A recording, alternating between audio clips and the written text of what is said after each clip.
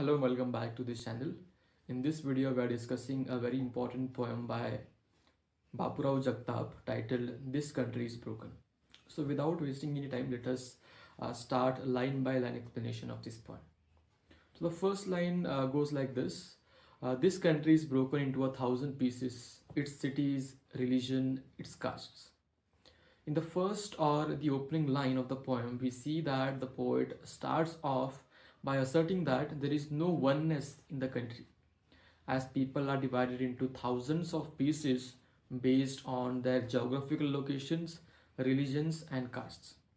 This is especially true with regard to Dalits, as even though they have lived in this country for generations, but still they are looked down upon as outsiders who don't belong in this country. And this is, of course, done by dominant caste groups. In the next lines, its people and even the minds of the people are all broken and fragmented. So, in these lines, the poet asserts that even the minds of the people, even the thinking patterns of the people are fragmented, meaning there is no unity in the thinking pattern. They are again divided into thousands of pieces. This thinking is broken, as the poet suggests, highlighting the oppressive societal environment that the lower caste continues to live in. They have to bear this oppression even today and maybe in future as well. He continues by saying, in this country, each day burns, scorching each moment of our lives. We bear it all and stand solid as hill. So the poet here, Bapurao Jagtap, goes on to comment that India as a country is again a very difficult place for Dalits to have a peaceful and dignified life, because as each day passes, they are reminded of their caste and they how they are inferior in the hierarchy of Indian communities, and every day they have to burn in this fire of discrimination. So this scorching heat is nothing but the fire of the discrimination that they have to face on daily basis. And again, there is no escape from this scorching heat of discrimination. Once a Dalit is born in such a society, he is again trapped for his entire life. So these lines represent the resilience of Dalits to stand tall amid all such levels of discrimination.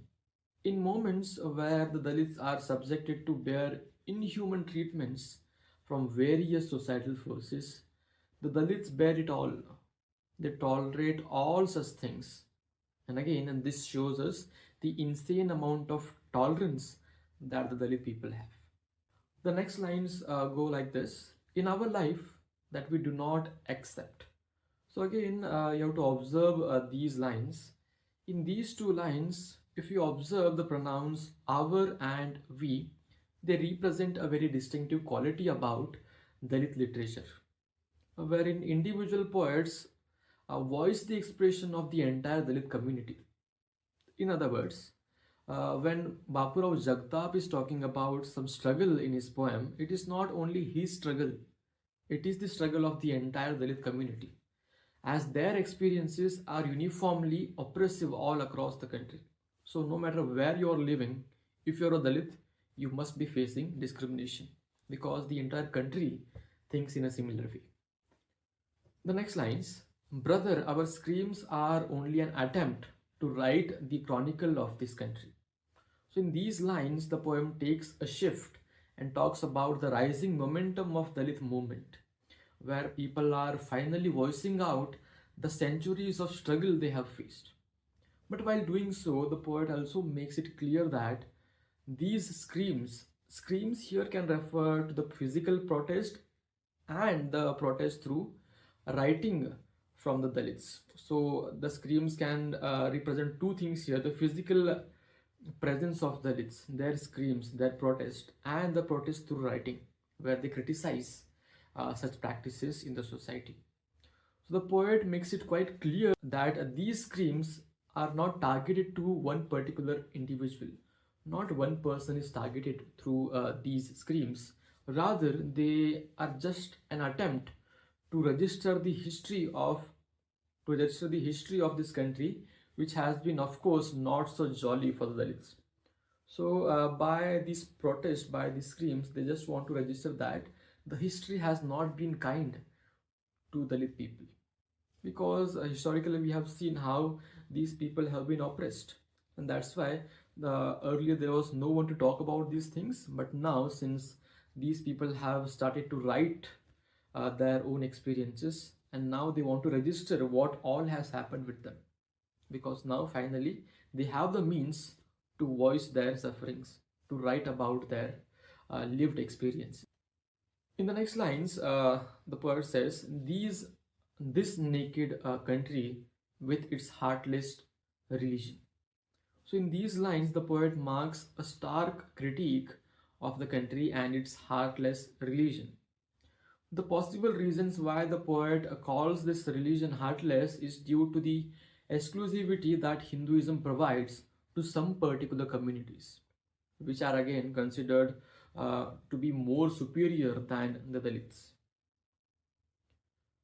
The remark that this is a naked country, so naked here it again may have different connotation, different meanings.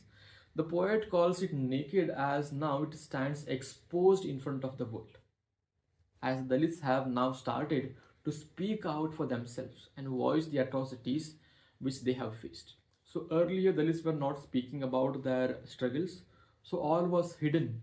The country was portrayed as a very rich, as a Sone ki chidiya. But now all the things are exposed to all the people. The entire world now can read about the atrocities which Dalits have faced. So now this country has become naked now.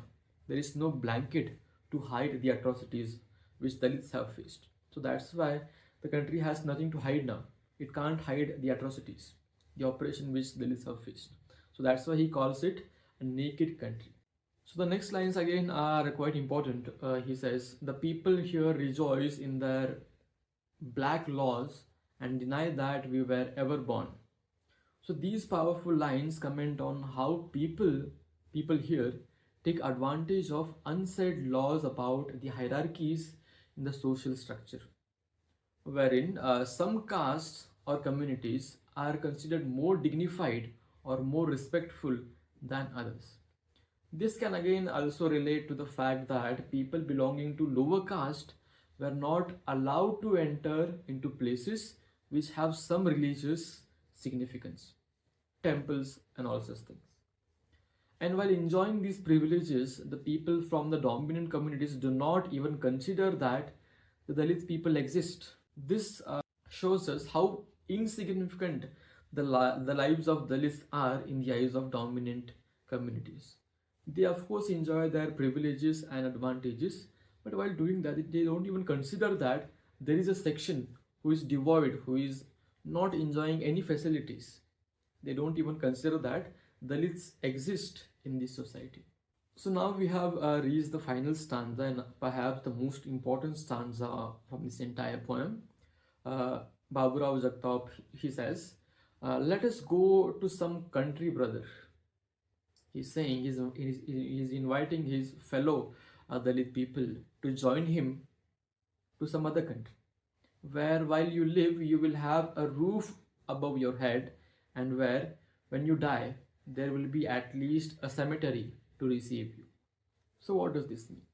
In the final section of the poem, the poet uses very powerful and hard hitting language to express his anger towards his country for exploiting their very right of a respectful life. The poet invites all the other fellow Dalits to join him to go to some other country where they will at least have a roof or a house of their own. Because over here in this country, people won't even allow you to build a house in the village or the city, as they are not considered equal, as the Dalits are not considered equal. The poet goes on to say that in this country, do not even have a place to cremate or burn their dead, as the upper caste cemeteries won't allow the Dalits to be burned there, as they feel that they may pollute that particular place. And that's why the poet at the end asserts that the only way of escaping this oppressive system is to leave this country once and forever, as he feels that there is no other scope for improvement in the living conditions of Dalits, at least in the near future in this country. So, what is this poem all about? In this poem, we see that the poet is, of course, not happy about how Dalits are being treated in this country, and that's why at the end he uh, invites all the other fellow Dalit people to join him to leave this country and maybe find some other place where they can live as equal people, as dignified people. So again, this is a very powerful commentary on about how we as people have failed to recognize a particular section, even though they are our brothers, even though we share this country with all the people. We don't consider them as a part of this country, a part of this religion, even for that matter, a part of the same culture. We have failed to do that, and that's why Bapurao Jagtap says that there is no place for this for Dalits in this country, and that's why he calls India or this country is broken. So I hope I have shed at least some light on this poem. Thank you so much for watching. If you want me to discuss some other poem, you can always comment that down.